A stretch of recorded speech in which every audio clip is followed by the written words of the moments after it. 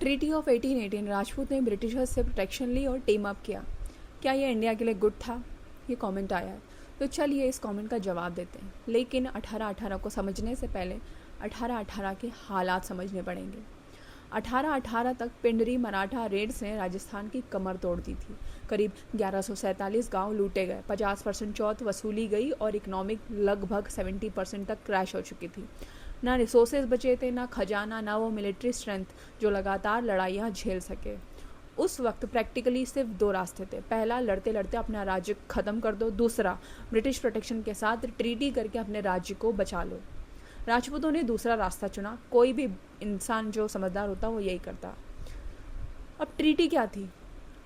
अब सबसे बड़ी गलतफहमी, ट्रीटी का मतलब ब्रिटिश के साथ टीम अप नहीं था। ये एक पॉलिटिकल कॉन्ट्रैक्ट था।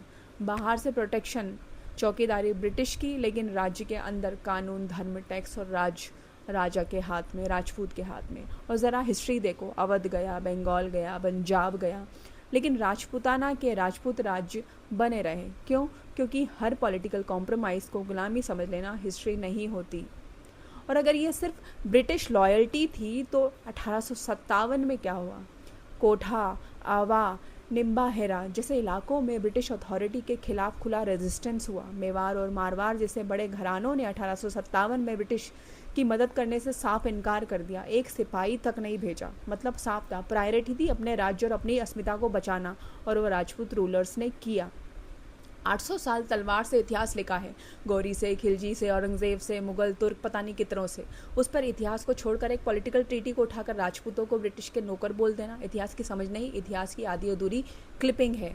हमने डील की थी, अपनी पहचान नहीं बेची।